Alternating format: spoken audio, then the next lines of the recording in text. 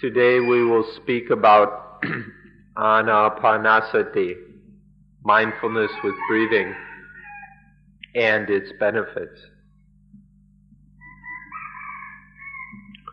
This talk will have the character of a scrutiny for you to scrutinize your own understanding of Anapanasati to see where you understand it correctly and where not. And then it also will be an examination, so you can test yourself to see how well you understand.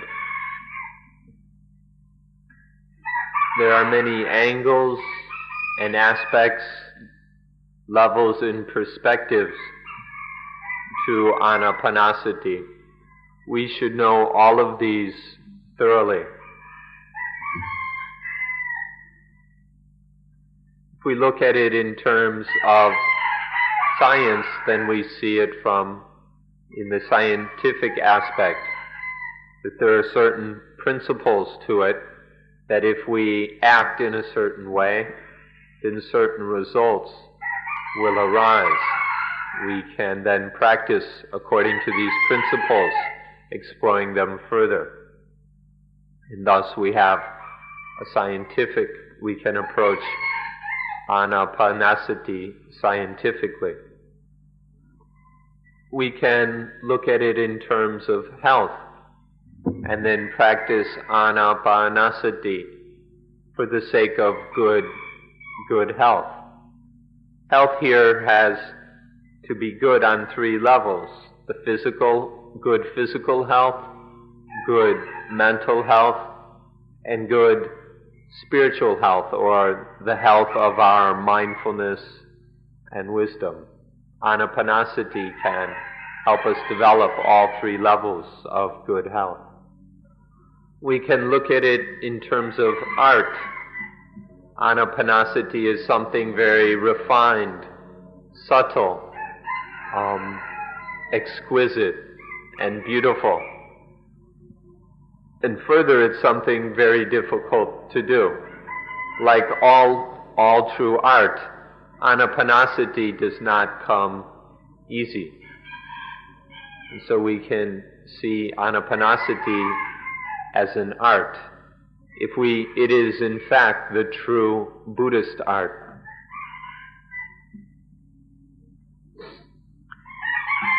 A European friend is very interested in Buddhist art, and he collects all kinds of Buddha images and carvings, paintings. He's very interested in the architecture and decoration of temples and monasteries and things. And he calls all of this Buddhist art. And we've told him, no, none of this is Buddhist art. The Buddha didn't know anything about any of this so-called Buddhist art. That's not the real Buddhist art. Buddhist art is a very subtle, refined method, is any subtle and refined way of eliminating dukkha from the mind. This is the real meaning of Buddhist art, not all that material stuff. We can look at Anapanasati in terms of Dhamma or Dharma, which first of all means duty. Duty for the sake of survival. Duty is that which brings about a correctness, a rightness, which is the necessary quality for survival, which reminds us of the biological principle of survival of the fittest. Anapanasati is a means of developing true fitness of the body, mind, and wisdom, so that we can truly survive. If we'd like, we can even look at this in terms of religion. But when we speak of religion, we should always be careful to interpret the word religion carefully and correctly. Literally, we can analyze it, and it comes to mean the observances or practices which lead to a bond or to ties between humanity and the highest thing. If we understand religion in this way, as the observances which bind humanity to the highest thing, then we can see that Anapanasati is religion itself, that it's the heart of religion. All of these can be now scrutinized by you.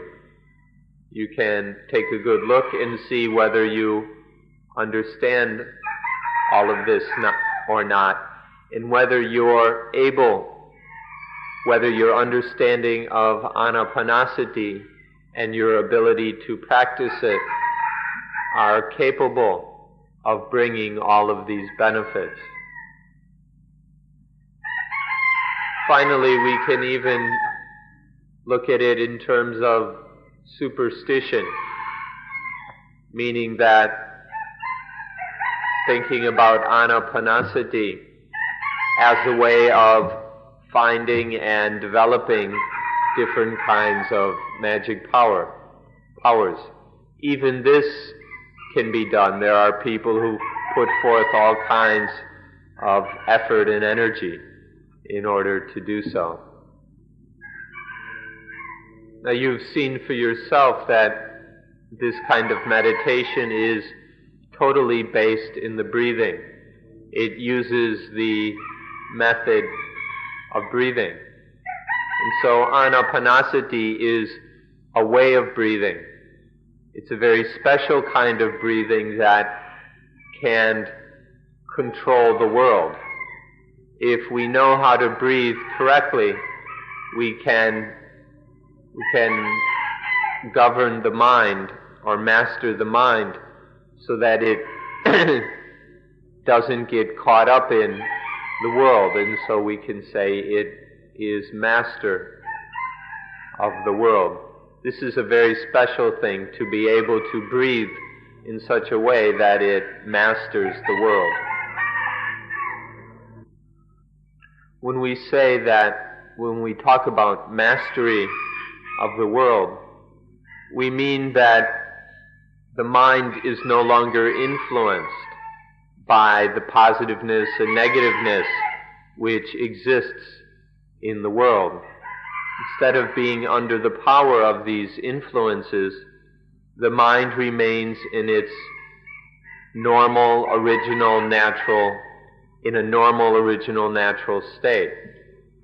And so, this is what we mean by having mastery over the world, because it has mastery over these positive and negative things that we come across in our everyday life.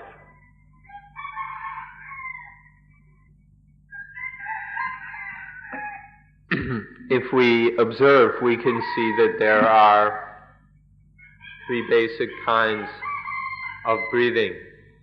There's very short breathing, where we breathe very quickly, very short, shallow, and fast. Then there's another kind of breathing where when we breathe in, we inhale to the limit. And when we exhale completely. In this kind of breathing, as we breathe in, the chest expands, but in the end, the abdomen contracts. And then as we exhale, the chest deflates, and the abdomen will push out.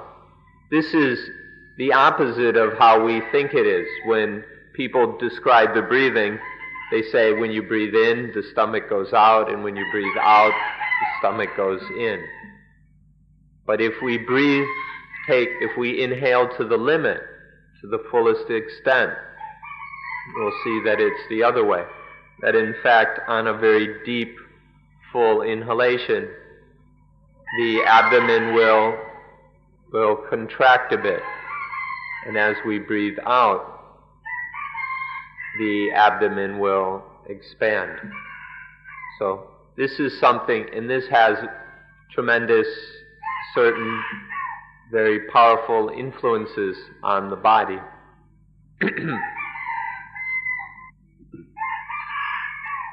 Another style of breathing is just to let it go on naturally. Let the breathing happen in an ordinary, natural way without regulating or control it. And then you'll have the kind of breathing you're familiar with. When we inhale, the abdomen expands. When we exhale, it deflates. And so, to just breathe in an ordinary, natural way without any regulation or control will lead to this third kind of breathing. Excuse me, I confuse things a little bit, but now we come to the third kind. The first kind was this very, very extreme, long, deep breathing. The second is just the ordinary breathing when we let it go. And now a third kind of breathing, a third style of breathing, is the very subtle and refined breathing that takes place when we are in jhana. Jhana is when the mind is totally focused on one object to the degree that it only knows that object, which is an inner mental object, and there's no awareness of physical things, of the senses, of sights and sound and so on. There's just this inner mental object. When the mind is in one of the different levels of jhana or absorption, the breathing becomes very, very refined. And in this, it's so refined that there's no expansion and contraction of the abdomen. The breathing is so subtle. And this is beyond what most people know, but the breathing is so subtle that the abdomen neither expands or contracts. This is the third kind or style of breathing. So these three types of breathing which you can study and investigate.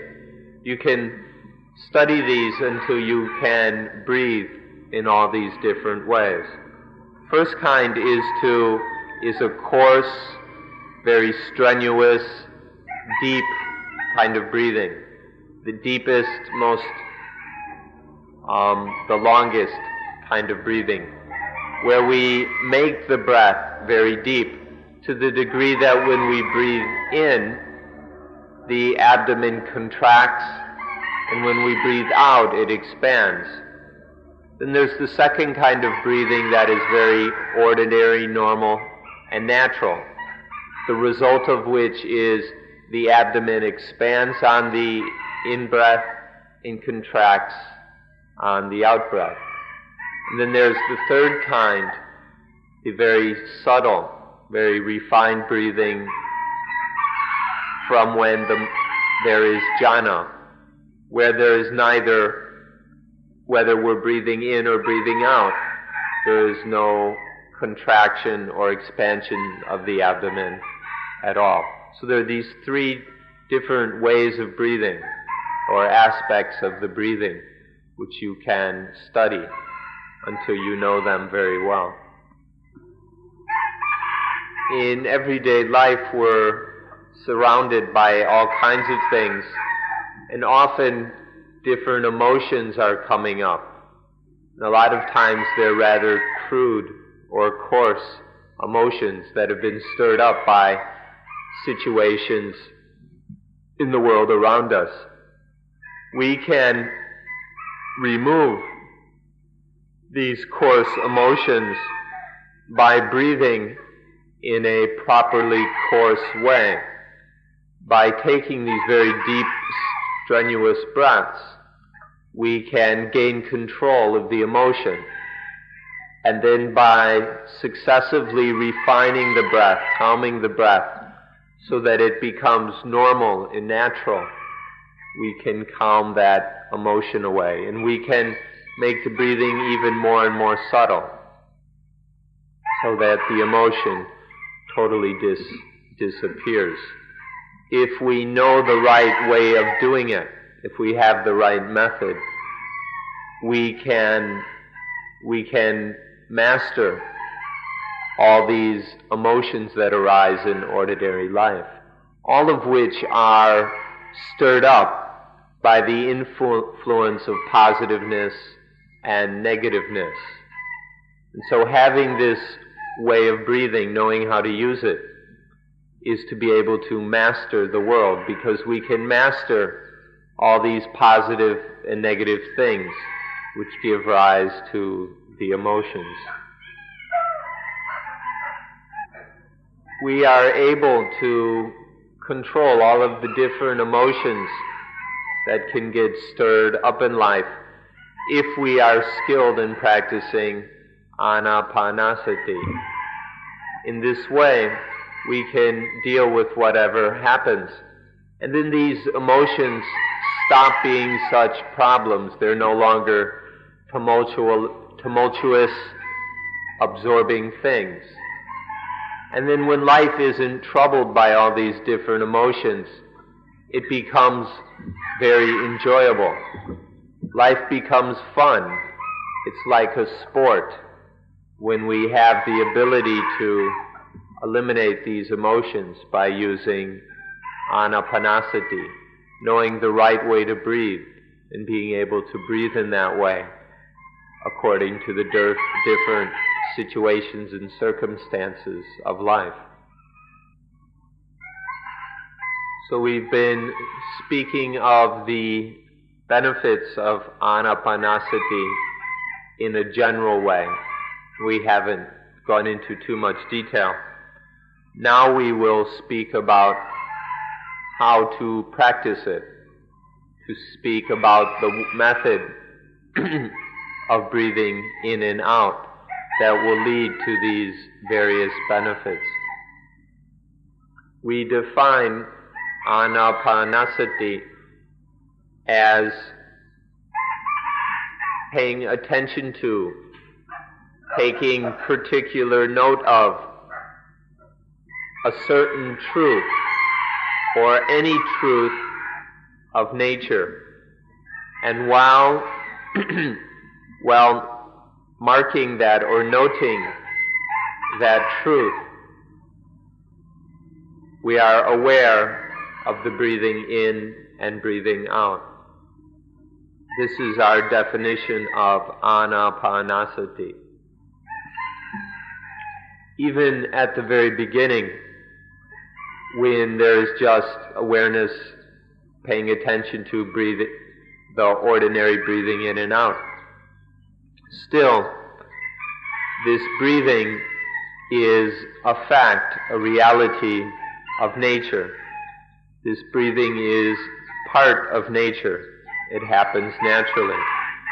So we can pay attention to, we can note this breathing in and out as a truth of nature. And we can continue practicing this as we breathe in and out. So we define Anapanasati, whether in the beginning stages or later, as being the noting of a truth of nature while breathing in and breathing out. Anapanasati means knowing all of the things connected with the breath. It isn't just knowing the breathing itself, but it's to know the various things arising with the breath and associated with it. As your instructors have explained to you, there are a number of things happening, and correct Anapanasati practice is to know and understand, to pay attention to these different things. One of the things happening are the Vedana, the feelings. And so we investigate these feelings. We see how they are connected to the breathing, how they arise while practicing Anapanasati. We see their causes. We see what they are like, what their function is, and what the results of these feelings are. We investigate all the facts of the feelings. This is another stage, an area of our practice of mindfulness with breathing. We're surrounded by things which give rise to these feelings. As we experience all the things in this world, in this life, various kinds of Vedana are arising all the time. In Anapanasati, we pay attention to these feelings until understanding them thoroughly. And when we really know the feelings, then we are not deceived by them. Instead, the mind is above the feelings. This means that the feelings no longer have the ability to influence and control the mind. And so the mind is above the feelings and cannot be tricked by these different things in the world which cause the feelings. In this way, the mind is able to be above the world, is free of the world, because these feelings doesn't get the mind all caught up in things. This means that we no longer make problems out of things in the world. Things in this life are free of trouble because the mind is above the Vedana. Next comes the mind. Of course, in all experience there is the mind as the experiencer of the experience, as the one who knows these things. And so we come to investigate all the different minds that can arise. By this we mean investigating the different states of mind, getting to know all the different states of mind that can occur, not only while practicing Anapanasati, but the different states of mind that can happen in life. Then, when we know these thoroughly, we train to be able to master these states of mind. The more we do this, the more then that we can live free of problems. The mind is the center of life, because all life and experience happens to the mind and through the mind. So the life is the center, or the mind, the citta, is the center of life. We can call it even the owner of life. When this mind understands those different states of mind and can control them or master them, then it's possible to find the state of mind which is most appropriate, which is most proper for living our ordinary daily lives. And then we can live without any problems and troubles. And then a fourth truth of nature is the fact of attachment. And so then we must study, we must investigate this truth of nature, that there is attachment, and see the various attachments that there are and the things we are attached to. If we investigate this thoroughly, we will know attachment, we'll understand it, we'll be able to stop attaching to things, and we can finish all attachment if we investigate this truth of nature deeply. We can observe and see that there are many different things to which we're attached. There are the external things, the things out there in the world. And we all have a number of attachments to things outside ourselves. And then there is attachment to the body, attachments to our own bodies and the physical sensations connected with this, having these bodies. And then there are the feelings, the perceptions, the thoughts, the states of mind which we attach to, which is an inner kind of attachment, attaching to all these feelings and thoughts and things within ourselves. So we can see many, many different things to which we're attached, both external and internal. It's important to understand all these different things. The essence here is to see the truth, the reality of all the things we're attached to. Whether they're internal things or external things, we need to see them as they really are. We need to see their truth, to directly realize that these things are impermanent, that they're changing all the time, that all of these objects of impermanence are dukkha. If we attach to them, they become dukkha, and that they are not self, that none of these have any substance or essence that can be attached to as self. When we see the truth of these objects of attachment, then the attachment itself dissolves, fades away, and ends. This is what this fourth area of our practice is about, to see the truth of attachment and of the things we're attached to. Through practicing this fourth stage of Anapanasati, we develop the ability to control or to master attachment. This means that we can live without it, free of attachment. We can live free of attachment in ordinary life. Whether it's external things or internal things, as soon as we attach to something, it bites us. It gets heavy, and when we're attaching to things, this heaviness is dukkha. So all these different things, whether things outside us, our husbands and wives, children's homes, cars, possessions, jobs,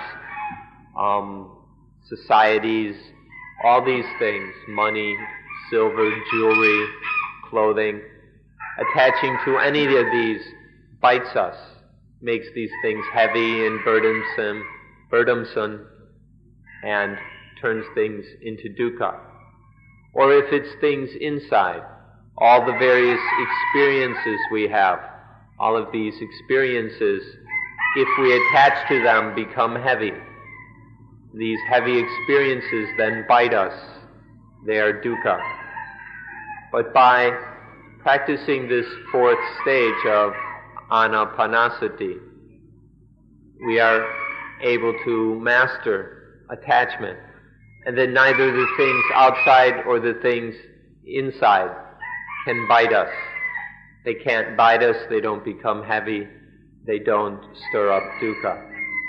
This is the wonderful benefits of mastering this fourth stage of mindfulness with breathing practice. The vast majority of people, and this probably includes you as well, think that it's impossible to do anything in life without attachment. Most of us think that if we don't attach, we won't be able to do anything. But through practicing correctly and thoroughly, Anapanasati will tell you that we can do anything, we can do everything without having to attach to it. As soon as we attach to something, it bites us. As soon as there is attachment, it bites us and gets heavy. But through Anapanasati, we discover that we can do anything without attaching to it. We can perform all our duties freely without any attachment. And then these things don't bite their owner when we can do them without attachment. And life that doesn't bite its owner is a life that isn't heavy and is free of dukkha. So we can find out that we can do anything without attachment. Attachment has many, many aspects. When we talk of attachment, we also mean to cling. It also means clinging to and grasping at. And there are other words we could bring in as well. Whenever the mind attaches and clings to something, then it loses its freedom immediately. And when the mind that loses its freedom then becomes a slave to that whatever thing it is attached to.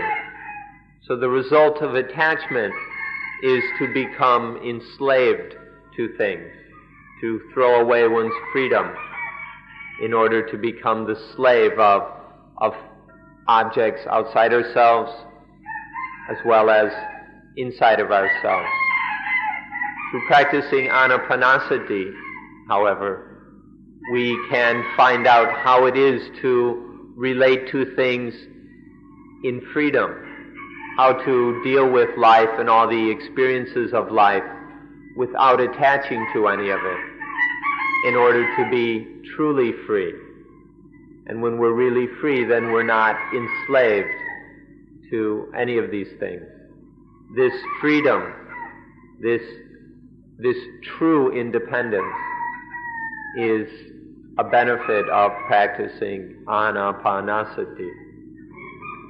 Whenever we attach to something, this attachment stirs up all kinds of emotions. And then these emotions bite us. Greed bites us. Anger bites us. Hatred bites us. When fear comes up, it bites us.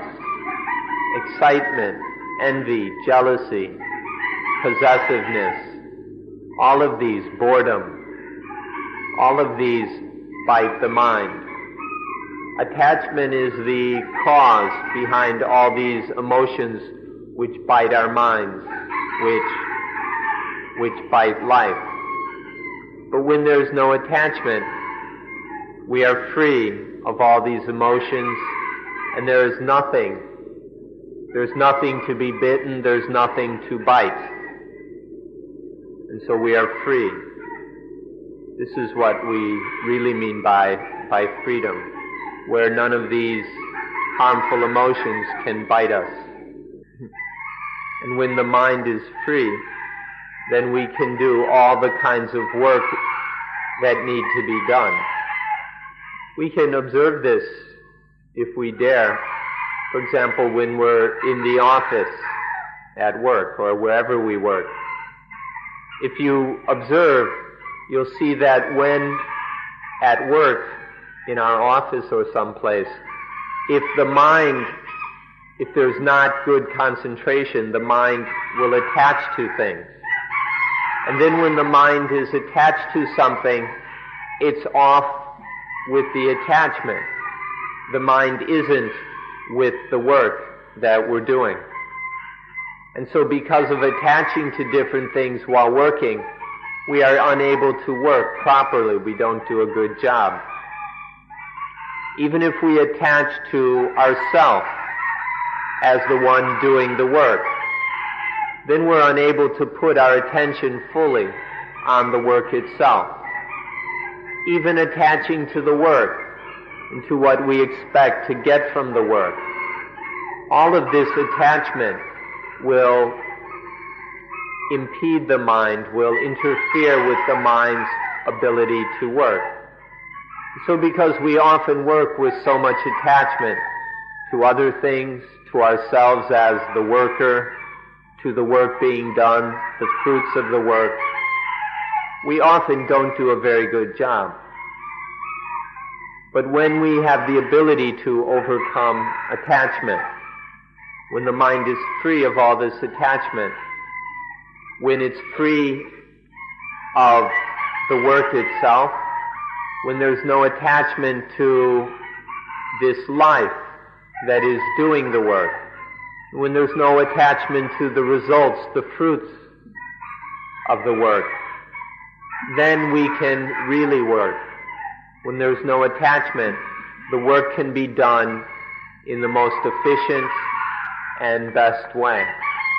This is one of the great benefits of non-attachment, that one can finally work properly. One thing you can observe yourself is that it is possible to search, to work for money, to earn money, and then without any attachment. And then it's possible to receive that money without attachment. And then to keep it somewhere in the bank or in wherever, so that we have it available when we need it without attachment. It's possible to use the money to buy the things that we need without any attachment. It's possible not to be attached to the money itself, to its use, and to the things we buy. This is something that each of us can observe for ourselves by practicing correctly. This is a very big problem for most people in the world. The problem of money, earning money, keeping money, buying things, using the money itself are things that many people are quite attached to, and it creates many problems. But we can find for ourselves that it's possible to earn, receive, store, keep, and use money without being attached to any of it in the least. This is the benefit of being free of money, free because of non-attachment. And then there are our families. It's possible to have families, to be members of a family without any attachment. It's possible to instead, when there's no attachment to the family, to being a member of a family, then the family just becomes a group of friends helping each other to build a good family and to work together to build a good life. But when we attach to the family, it's a whole other story. Because of attachment, the family becomes a huge mountain that is on top of us. When this mountain is on top of us, it flattens us, it smashes us. But when there's non-attachment, one can be a member of a family without any trouble. Then the family doesn't bite us. There's no dukkha or problems due to the family. This is the benefits of non-attachment. This is the benefits of being free. So we've looked at a few external things. Next, let's look inside. We can take life itself.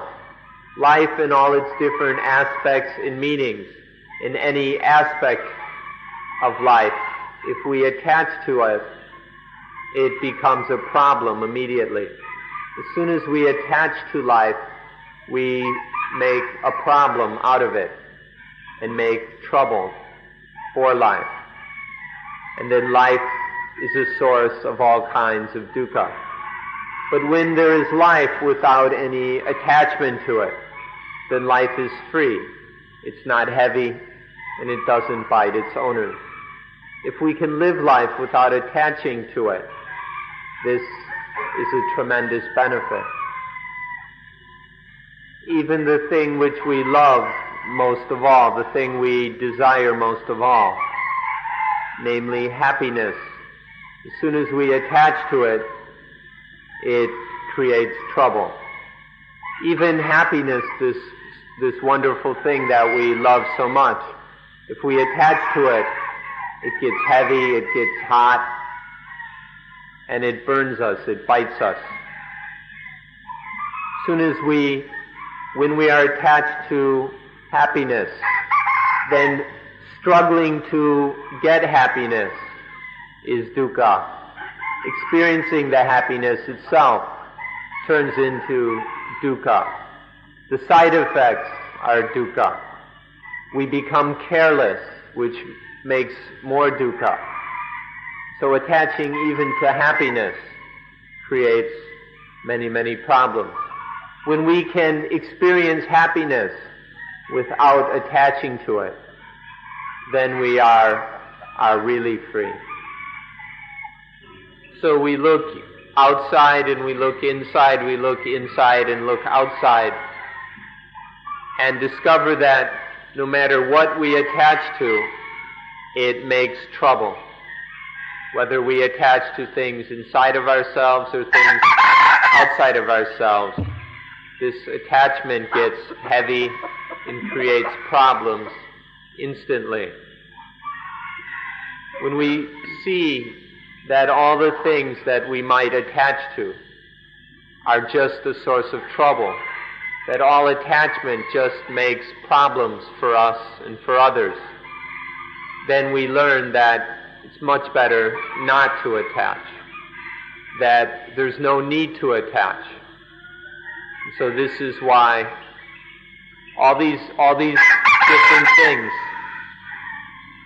attachment coming from all directions, we see in the end as arising from, we see that all attachment comes down to attaching to positiveness and negativeness.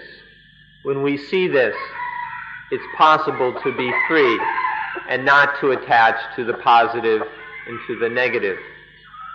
And then when there's no attachment at all, then we are free. And so this is why Buddhism teaches don't attach. Buddhism teaches there isn't anything worth attaching to. Something very strange about attachment is that even things that have passed us by, which happened long ago, we can still attach to these things. And then the things immediately in front of us, the present, we can attach to these as well. And even things in the future, even things that haven't happened, which haven't come, which aren't even real, because of thought, we can attach to these things. And so we've got attachment all around us on every side. And this just makes a lot of trouble and a lot of dukkha. Or if we speak in Christian terms, we can say that if we attach to anything in this world, then we cannot go to the kingdom of God. As long as we're grasping onto something in this world, there's no way we can get free to enter the kingdom of God. But okay, now we've entered the kingdom of God. If then you go and attach to God itself, then God becomes a lot of dukkha. God gets heavy. God becomes a problem. So no matter what, there is not anything worth attaching to in this world or in any world or anywhere. The state of not attaching to anything at all is the kingdom of God. The state of total non-attachment, where there's no clinging to anything, not even God. This is the kingdom of God. This is the meaning of liberation, or the meaning of salvation. This is the true meaning of salvation, to be totally non-attached. Now we can speak in Buddhist terms.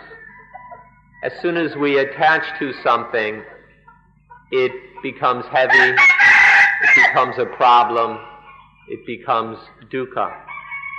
But when there's no attachment to anything, when there are no problems and burdens, then we enter Nibbana.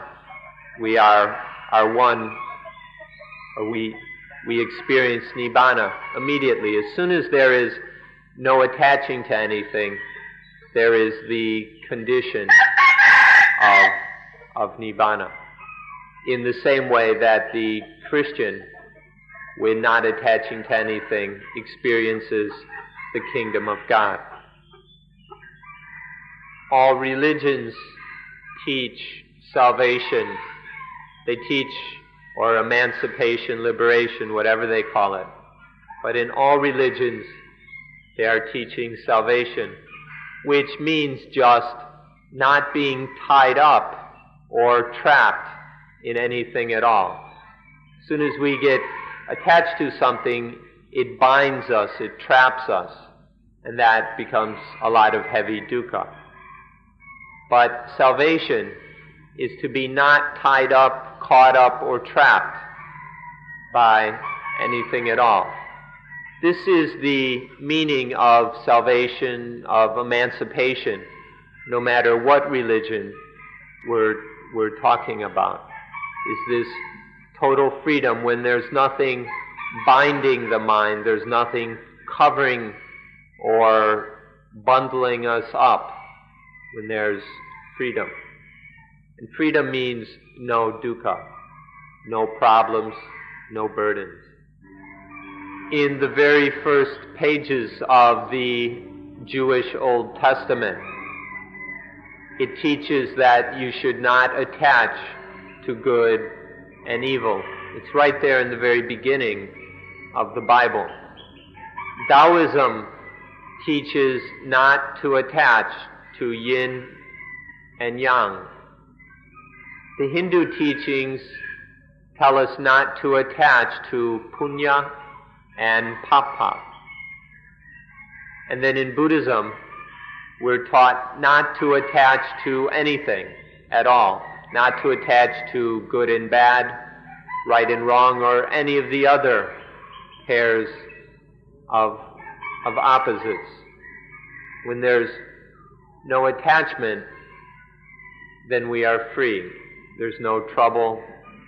Life is truly free. So you all ought to take a good look at yourself and see what it is you're attaching to, and then liberate those attachments. Liberate them by practicing Anapanasati, especially practicing this fourth stage or fourth tetrad that has to do with Dhamma. In this way, liberate all these attachments so that there is freedom and peace. You can all see for yourself, without having to be told by anyone else, that in Anapanasati there is non-attachment to the body, non-attachment to the feelings, non-attachment to the mind and all the wealth of the mind. And there's no attachment to Dhamma, to Dhammas, to all the things, whether positive and negative or whatever, that make up this world. You can see this just by practicing. If you pass through enough practice, you will see for yourself that in Anapanasati there is no attachment to anything at all. When there is no attachment to anything, then positiveness and negativeness cannot trap us, cannot influence us. And so then there are no problems arising because of the positive and the negative, and we are free. We are free because there's nothing that can make any problems for us ever again. Now, the whole world is worshiping and indulging in the positive. Isn't that so? If we take a good look and see how much the world is caught up and infatuated by the positive. Isn't this true that the whole world is deceived and trapped by positiveness? So the positive is in excess. Positiveness is now excessive. And so we spend so much time and energy traveling around and collecting and buying things that will give us some positiveness. And so our homes, our houses are just crammed full of stuff that will be positive for us, that will make things positive for us. And so our lives are full of excessive positiveness. And all this is because of attachment. It's just because of attachment. And so we hope that you will all be interested in Anapanasati, because this will give us the means to understand all the areas of life and live and respond to things without attachment. Through Anapanasati, we can live in this world full of positive and negative things without being their slaves. We can be free of all the power of the positive and negative. With just one breath, if we really develop our practice with just one breath, we can completely sweep aside all the positive and the negative in the mind. And so we hope that you will be very interested in this practice. It has tremendous benefits. We hope you will take the time to find out how to practice, and then once you know how to practice, that you will practice diligently and correctly in order to be free.